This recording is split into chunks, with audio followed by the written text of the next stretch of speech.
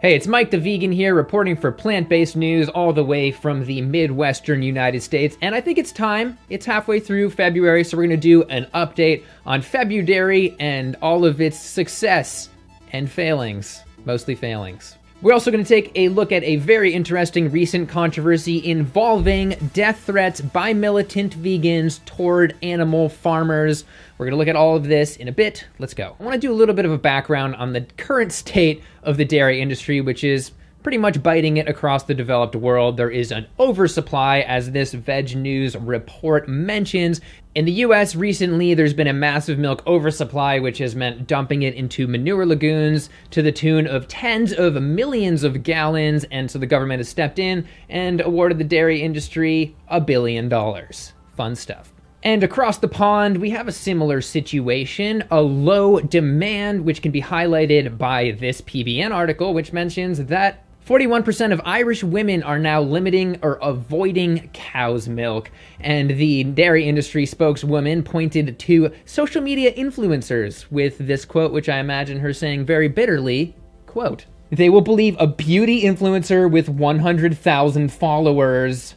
Beauty bloggers 1, dairy industry 0, and that's just the tip of the iceberg of the dairy industry's failings, which is why they decided to step it up, and one dairy industry scientist, Dr. Jude Capper, aka Bovidiva, or Bovine Diva on Twitter, decided to start the hashtag FebruDairy, and then subsequently went on a blocking spree, blocking any vegans that made her mad at all, I guess. Seriously, look at how many people she blocked. There's a hashtag for it and everything. Hashtag blocked by Bovidiva. This is super ironic because when FebruDairy started, it allegedly laid out some rules to engage with vegans, and one of them was don't block them because it makes you appear rattled. Well, she appears rattled. And this has gotten some decent coverage. The BBC summed up what's going on pretty well with the title, quote, "FebruDairy, the dairy industry fights back against Veganuary," which is super necessary because, in case you didn't know, Veganuary doubled this last year with 160,000 new signups. The FebruDairy Twitter, however, as of halfway through February, has less than 2,000 followers. But my favorite quote from that BBC article: "The campaign is also attempting a viral challenge where people drink a pint of milk and then nominate their friends." They attempted a viral challenge? What does attempting look like? "I would like to nominate Chaz to chug some milk lactations. Chaz, what say ye?" "I'm sorry, mate, but I'm vegan now. What can I say? I did Veganuary. I'm not going back." And to me, the whole campaign just feels a little astroturf. It's the opposite of a grassroots organic campaign, and I think that's why it's failing. Because Veganuary, for example, was put together by people who were really passionate about the cause, not just people who are in the industry doing the same old economic arguments and appeals to tradition. FebruDairy is not about doing what's actually best for the cows, which, in case you didn't realize, are behaviorally like giant dogs. So what else are they doing for FebruDairy? Well, a quick look around shows that vegans appear to be dominating the conversation in terms of criticizing it, but there are some other things going on, like this dude who is visiting a new farm every day. He said, quote, "A lot of negativity and aggressive stuff came out of Veganuary, and dairy is still a product used by the vast majority of the country. Just look how happy those cows look in their carousel of nightmares." "Hey guys, it's me, reporting from the carousel of cow nightmares. Hey Tonya, how are your udders holding up?" The bleeding? You totally sick, deranged f***. "Oh Tonya, you're always the funny one. Join me tomorrow on the next farm where we rip a newborn calf away from its mother. I love the dairy industry. Isn't it great?" But back to Capper, aka Bovidiva, who is again the founder of FebruDairy. Interestingly enough, she was found liking tweets about killing vegans. Funny stuff. So nothing too unexpected there, and enough about her. Let's just segue into the topic of death threats, however this time by vegans. Let's look to this story of learner farmer in the animal industry, Allison Waugh, or maybe Waugh? I don't know. Now, I really wanted to show this whole footage, but last time I uploaded any BBC footage, the video never made it live. It was immediately taken down. You do get death threats, which is quite ironic coming from people that want peace for animals and everything, but then they tell you that, you know, oh, I hope you and your family go and die in a hole for what you do. So of course anybody would think she is getting direct death threats at her. Well, no, from the Express article, quote, "I've not had people make specific death threats towards me, But I certainly know people who have received really horrible threats just for being farmers. You do get a lot of death threats. And when I say you, I mean euphemistically you, to try and make you think it's me that's actually getting a death threated.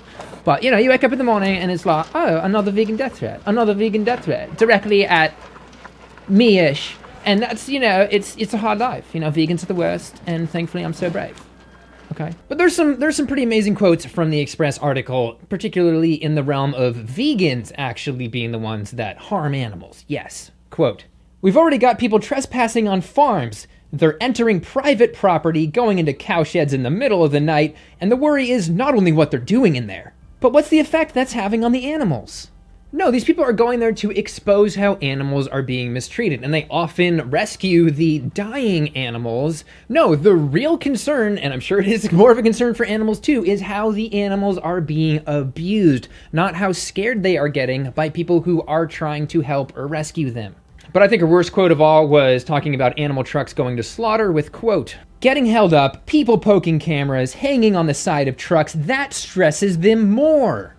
Yeah, it's the vegans who are there giving these animals water. They're the real concern, not the people that put them in a confined car, didn't give them water, and are about to hand them off to die. It's the vegans that are scaring the animals. Allison, show me where the vegans hurt you. Just point it out. Yes, that's not you. That's actually not a part of your body. Okay, now back to her point about the death threats. She did not get specific death threats, but it is true that vegans have issued some death threats in the past, some to farmers, and I absolutely do not condone death threats at all. And this brings us to the topic of militant vegans. Back to Express on the case of Allison, quote, "And given the language they're using, there's a real danger that these militant activities could culminate into something violent." Okay, let's zoom out here a little bit. How many physical violent attacks have there actually been by vegans in the past? Virtually none. Yes, many have clearly crossed the line trying to pull out any stop they can in preventing people from actually killing these animals, but I would not say vegans are particularly dangerous. Like, what is it? They're weak and frail and protein deficient, or they are dangerous, violent beasts that will kill you? Yes, vegans can exhibit a militant attitude, but how much actual violence has been committed toward animals by the animal farming industry? Well, if I was an alien looking down at Earth at the 50 to 70 billion animals that humans slaughter, I would think that we were literally at war with animals. Actually militant. And I know farmers like Allison are trying to separate themselves from factory farms where most animals don't happen to really see the sun at all, but she's really appealing to nirvana and completely denying the horrible things that still happen. The fact that she and other farmers would be sending animals to slaughter at the human equivalent age of about 15. No matter how pretty of a picture you want to paint, it's still an ugly industry. And zooming out for some historical perspective, animal activists actually do have a long history of being killed by people who are killing and torturing animals. As Plant-Based News reported, just recently, animal activist Earthling Ed was actually physically assaulted by an animal farmer. When I come and talk to you, you can't respond to what I'm saying to you, getting angry. It's pathetic. Fucking move, It's you pathetic. fucking... I said fucking Yeah. move. I said to you. So if you want to just look at the numbers of actual deaths that have occurred in history, Allison is basically at a zero risk, while these animal activists actually do have a tangible risk. All this being said, vegans are still in the wrong for making death threats to various other farmers, as empty as I hope they are. So my message to Allison would be, yeah, maybe I just made fun of you, but I want you to reevaluate what you believe is okay in terms of how to treat animals. It appears that you've been raised in a farming situation, and the beliefs that you got from that could possibly not be right entirely. You were probably told that it was normal and necessary to send animals off to die for food.